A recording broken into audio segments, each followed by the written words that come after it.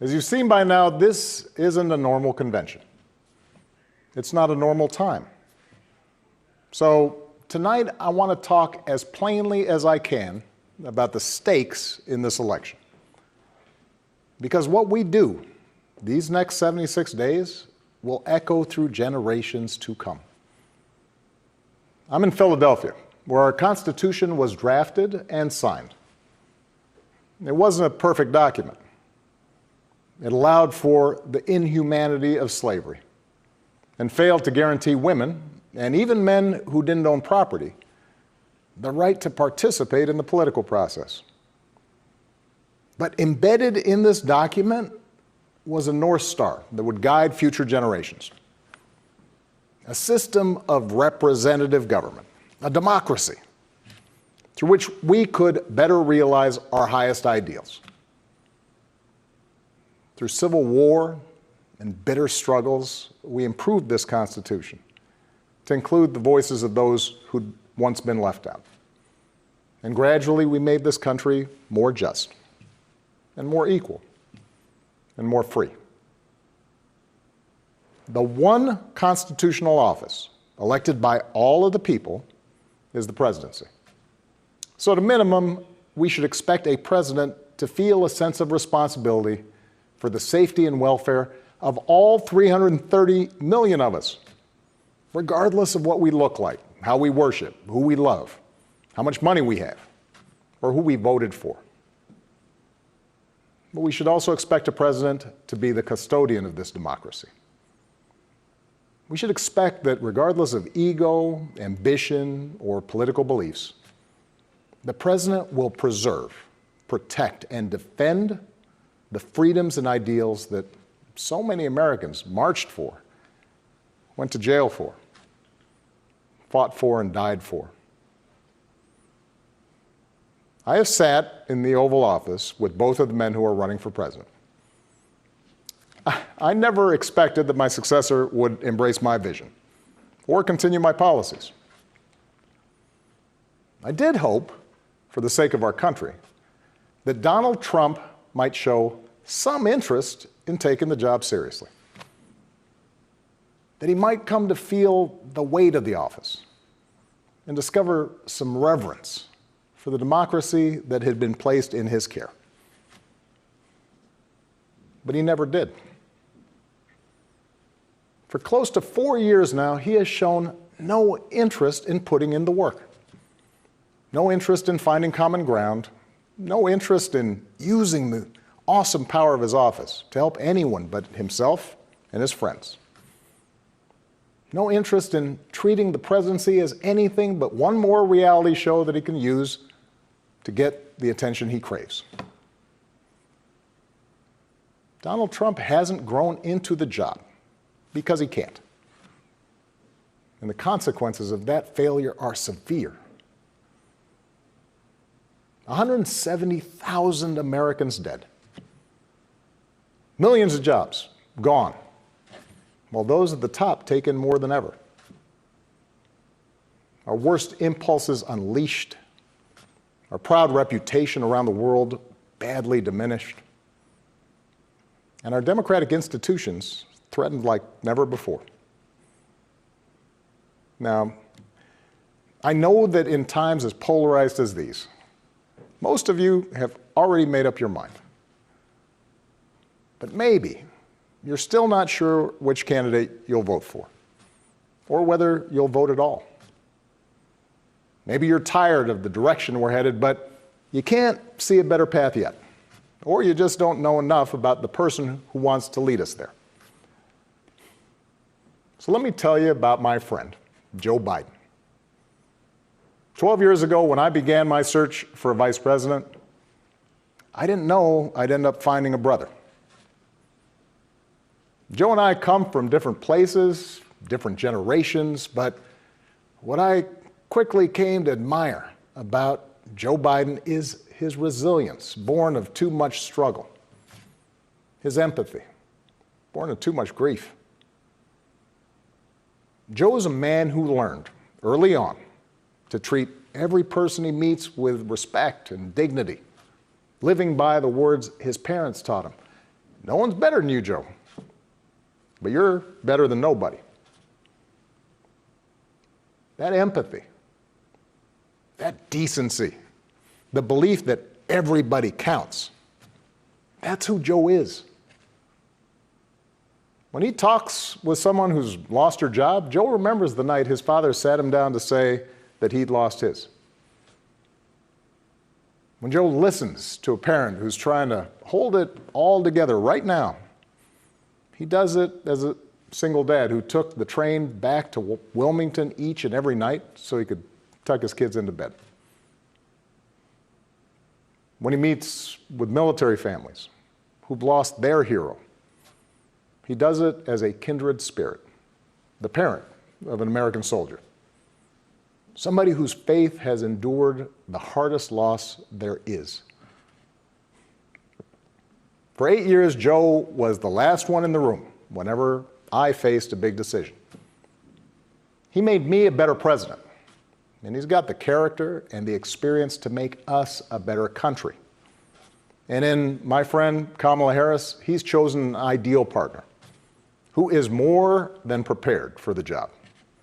Someone who knows what it's like to overcome barriers and who's made a career fighting to help others live out their own American dream.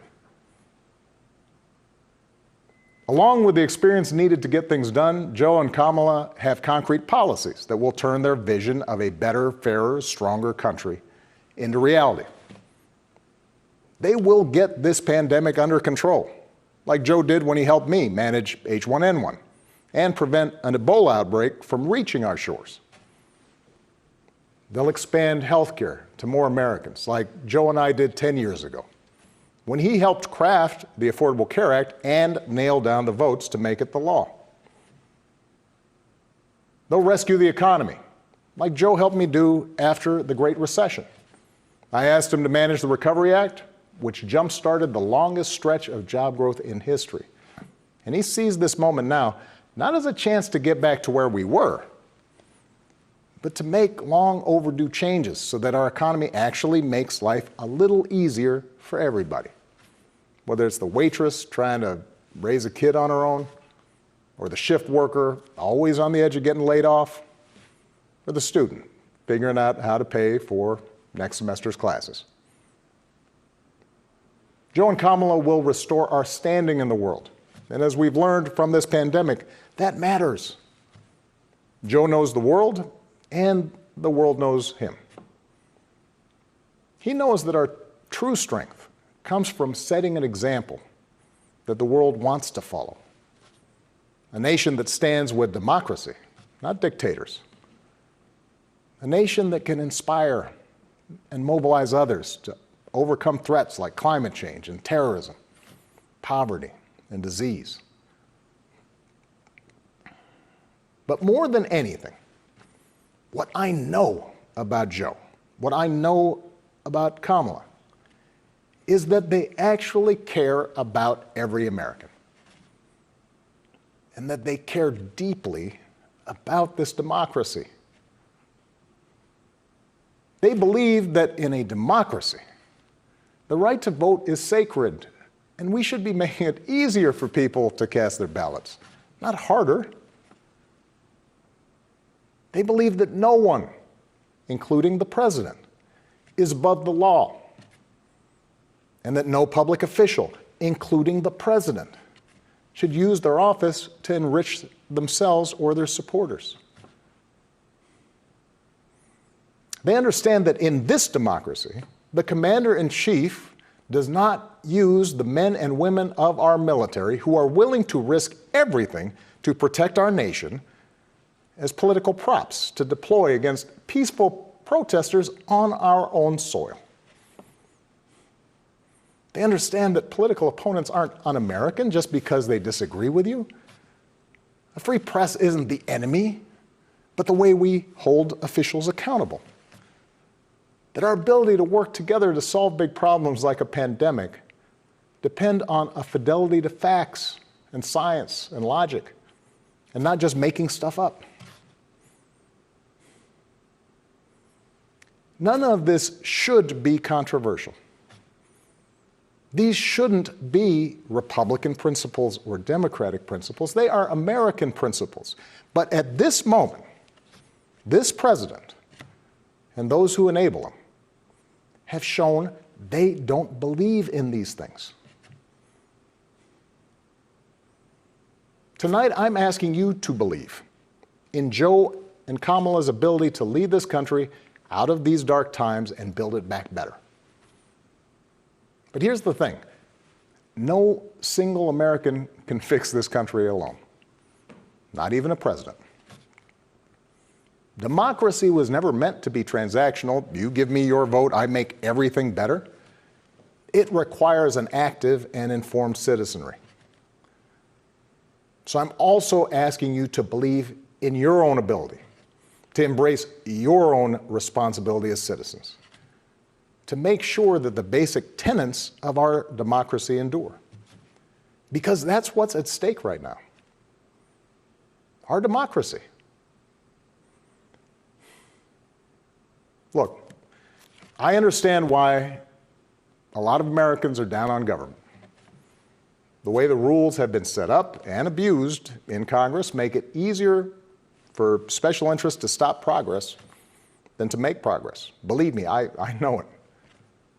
I understand why a white factory worker who's seen his wages cut or his job shipped overseas might feel like the government no longer looks out for him, and why a black mom might feel like it never looked out for her at all. I understand why a new immigrant might look around this country and wonder whether there's still a place for him here. Why a young person might look at politics right now, the circus of it all, the meanness and the lies and conspiracy theories, and think, what is the point? Well, here's the point. This president and those in power, those who benefit from keeping things the way they are counting on your cynicism. They know they can't win you over with their policies. So they're hoping to make it as hard as possible for you to vote and to convince you that your vote does not matter. That is how they win. That is how they get to keep making decisions that affect your life and the lives of the people you love. That's how the economy will keep getting skewed to the wealthy and well-connected. How our health systems will let more people fall through the cracks. That's how a democracy withers, until it's no democracy at all. And we cannot let that happen. Do not let them take away your power. Do not let them take away your democracy. Make a plan right now for how you are going to get involved and vote. Do it as early as you can and tell your family and friends how they can vote too. Do what Americans have done for over 2 centuries when faced with even tougher times than this. All those quiet heroes who found the courage to keep marching, keep pushing in the face of hardship and injustice. Last month, we lost a giant of American democracy in John Lewis. And some years ago, I sat down with John and a few remaining leaders of the early civil rights movement. One of them told me he never imagined he'd walk into the White House and see a president who looked like his grandson. And then he told me that he had looked it up. And it turned out that on the very day that I was born, he was marching into a jail cell, trying to end Jim Crow segregation in the South. What we do echoes through generations. Whatever our backgrounds, we are all the children of Americans who fought the good fight. Great-grandparents working in fire traps and sweatshops without rights or representation. Farmers losing their dreams to dust. Irish and Italians and Asians and Latinos told, go back where you come from. Jews and Catholics Muslims, and Sikhs made to feel suspect for the way they worshiped. Black Americans chained and whipped and hanged, spit on for trying to sit at lunch counters, beaten for trying to vote. If anyone had a right to believe that this democracy did not work and could not work, it was those Americans, our ancestors. They were on the receiving end of a democracy that had fallen short all their lives. They knew how far the daily reality of America strayed from the myth. And yet, instead of giving up, they joined together. And they said, somehow, some way, we are going to make this work. We are going to bring those words in our founding documents to life.